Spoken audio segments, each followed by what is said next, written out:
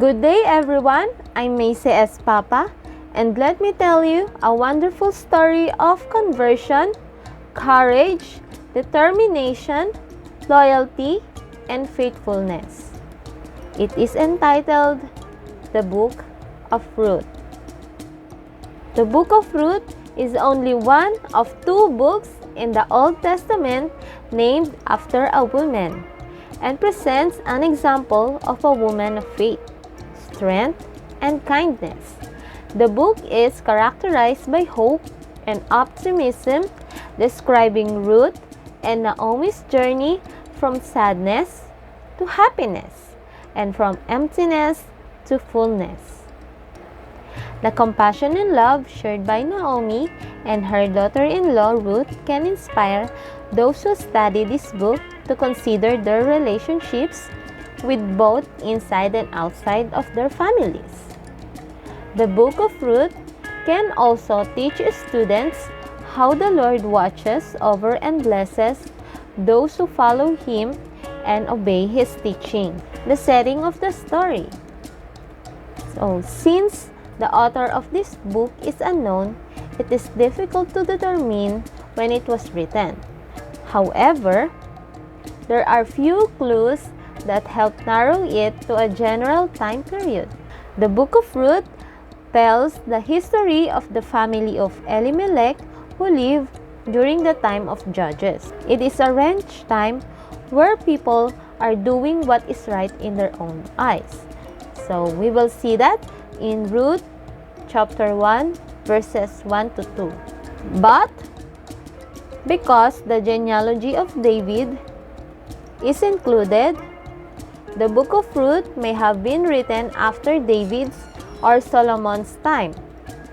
Likely following the Babylonian exile, the book addresses key issues of the post-Israelic period, including intermarriage with people of other nations, such as Ammon and Moab. The book also addresses the belief held by some Jews of this era that Jews should separate themselves entirely from those who were not of Israelite descent. The main characters of the story. Of course, first is Ruth. So Ruth is the daughter-in-law of Naomi with her son Mahlon. She is a Moabite, a childless, and a widow, which left her in complete poverty with no source of support. Nevertheless, Ruth faithfully accepted the gospel and joined the Lord's covenant people, which is the Israelites. She later married with her kinsman Boaz. Our second character is Naomi. Naomi is the wife of Elimelech, and they have two sons named Mahlon and Chilion. Mahlon is the husband of Ruth, while Chilion is the husband of Orpah. And for our third character is Boaz. Boaz is a wealthy man from Bethlehem. He is a relative of Elimelech, and later on, she became a second husband of Ruth. The book of Ruth started when Naomi, her husband, Elimelech, and their two sons moved from Bethlehem to the land of Moab because of a famine in the land of Judah.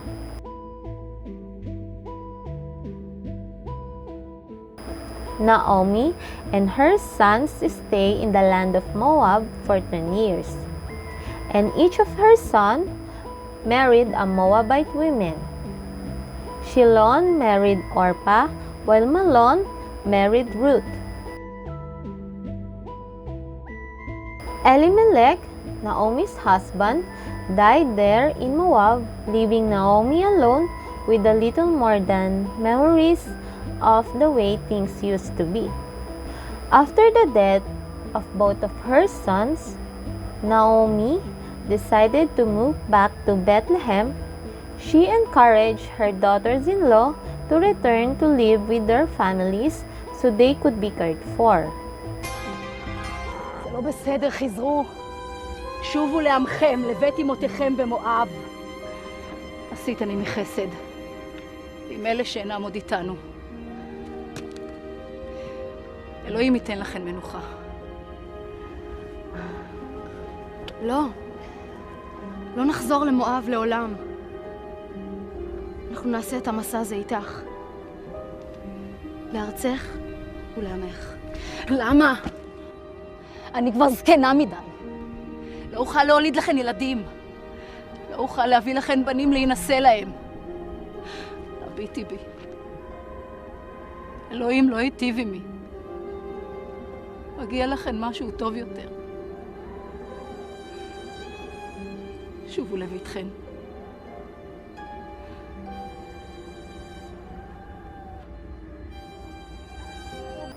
Under the customs and cultural laws of the Israelites, if a husband died childless, it was the duty of the husband's brother or nearest male relative to marry the widow and raise up children to the dead of man's name. But in this case, Naomi says that she is too old to bear a son for Ruth and Orpah to marry. Ruth sensed the grief-stricken heart of her mother-in-law Naomi, who suffered the loss of each of her two fine sons, feeling perhaps the pangs of despair and loneliness that plagued the very soul of Naomi. That's why, despite of their situation, Ruth chose to stay with Naomi. It was the beginning of harvest season in the fields of Bethlehem, and there was a wealthy man landowner named Boaz. Boaz is a family member of Elimelech, Naomi's husband who dies in Moab. This was going to be a good harvest. It is a time of diligence, knowing full well that famine might come again in the land of Judah. In ancient Israel, if a widow had no living son or male relatives, she had to provide for herself. This could be very difficult if she did not own land or have other resources. It appears that Naomi and Ruth was in the same situation. Ruth works to support Naomi and herself by gleaning in the fields of Boaz. Gleaning means to gather leftover grains or other produce after a harvest. יברך אותך אלוהים. תודה.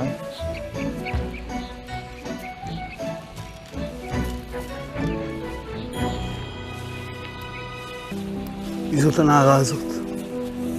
היא ממואב. באה לכאן עם נעמי, ביקשה ללקט. הייתה פה מעלות השחר.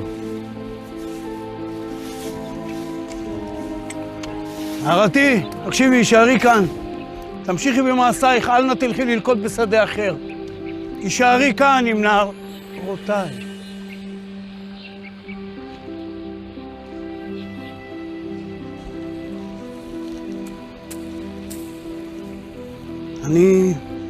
אני אצווה על הנערים שלא להתקרב אלייך.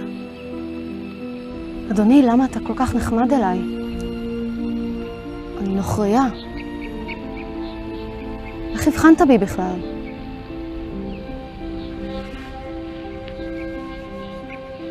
סיפרו לי על נאמנותך לנעמי. עזבת את אביך ואת אמך במואב ובאת לארץ שאינך מכירה. אני אתפלל לאדוני, אלוהי ישראל, שיברך אותך. דיברת על ליבי כמו חבר, ואני איני אלא משרתת. בואי, חלקי עמנו פת לחם. את צריכה בית, מקום משלך.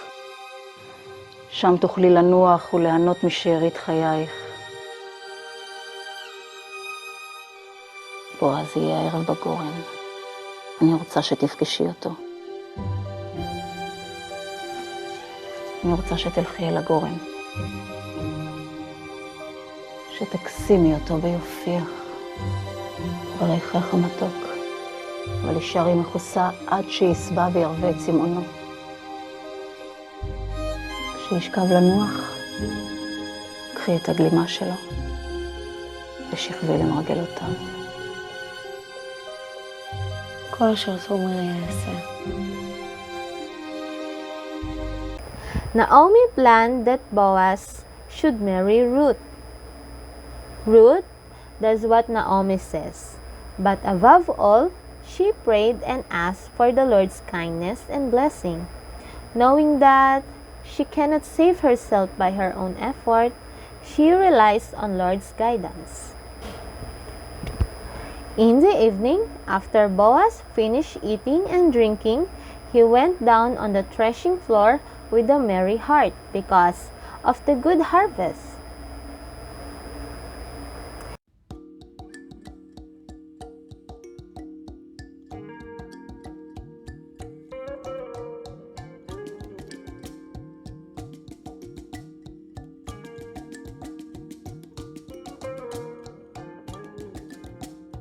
By Naomi's instruction, Ruth lies at the feet of Boaz.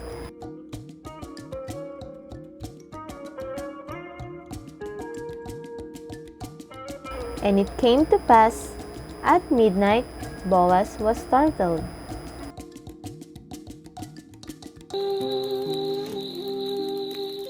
מי את? אני רות, אמתך. אתה זוכר אותי? פרוס כנפך על אמתך. אתה הוא גואלי.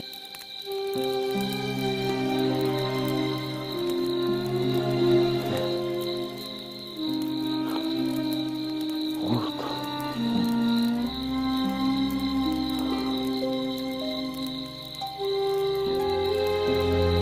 מברך אותך אלוהים, רות, את אישה טובה. כל כך הרבה גברים צעירים ממני בבית לחם. לא הלכת אחריהם. עשירים או עניים. אשת חיל.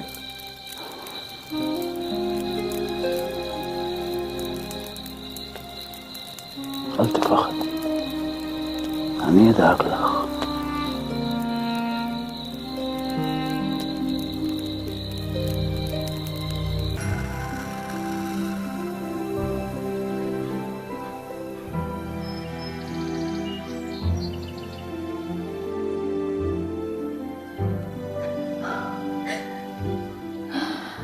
אני רוצה לשמוע הכל. ספרי מה קרה. תראי, 6 מידות שעורים. הוא אמר, קחי את זה לנעמי. לאט לאט ילדתי. בואי נראה מה יקרה עכשיו. האמיני לי, אני מכירה את בועז. הוא לא ינוח עד שתיפטר שאלת הגואל. Ruth proposes marriage to Boaz, but he is unable to accept it. Why?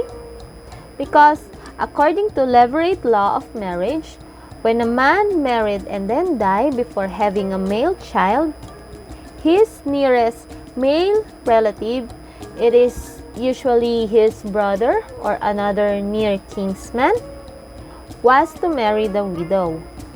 In this case, Boaz is not the nearest male relative of Ruth. Boaz followed the procedures of the law of Moses by first inviting the nearest kinsman to fulfill his duty to marry Ruth. A kinsman had the right to purchase or redeem the land of a deceased relative, marry his widow, and produce offspring. נעמי, שחזרה מארץ מואב, רוצה למכור את חלקת האדמה של אלימלך, אחינו. אני מציע שתקנה אותה. גאל אותה למען עניי הזקנים, היום. אתה הגואל הראשון, אני... אחריך אני. אלימלך היה תמיד איש טוב.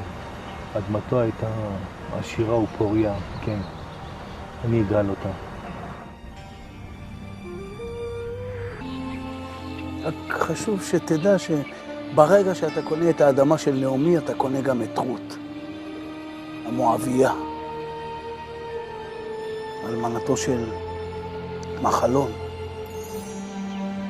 מחלון היה בנה של נעמי, והשם שלו יישאר תמיד, לנצח, עם האדמה. אני לא יכול לרכוש את האדמה, זה יפגע באדמתי. אני מציע שאתה תרכוש את האדמה, אתה תגאל אותה, גם את האדמה וגם את רות. היום הזה כולכם עדיי, שקניתי את כל אשר לנעמי, שקניתי את כל אשר למחלון וכיליון. רות, אשר הייתה אשתו של מחלון, כעת היא חיה. When the nearest kinsman of Ruth declined, Boaz take the opportunity to be Ruth's kinsman and ensuring the continuance of the family line. Boaz essentially became a redeemer or protector of the widow. Little did they know that this decision will affect the future of all Israel. Through Ruth's undeviating loyalty to Naomi, she was to marry Boaz, by which she, the foreigner and Moabite convert, became a great-grandmother of David and therefore an ancestor of our Savior, Jesus Christ. Let's discuss the plot of the story. The exposition of the book of Ruth is when two widows, Naomi and her daughter-in-law Ruth, returned from famine-stricken Moab to Bethlehem, where they can only be helped out of poverty by a kinsman redeemer. So next, the rising action. So the rising action of the book of Ruth is when Ruth proposes a marriage to Boaz, but he is unable to accept it because he is not the nearest male relative of Ruth. The third one is the climax. The climax of the story is when Boaz confronts the first redeemer about whether or not he'll help Ruth. The following action of this story is when this first redeemer refuses, so Boaz arranged to have a responsibility of kinsman transferred to him. The closest candidate does not love Ruth, the daughter-in-law of Naomi, but Boaz, the second closest redeemer, does. This works out great because Ruth loves Boaz. The denouement of the story is when Boaz and Ruth get married and have a baby named Obed, who becomes the grandfather of King David, the theme of the story. An important theme of the book of Ruth is loyalty, which is shown in abundance by Ruth to her mother-in-law Naomi in the aftermath of her husband's death.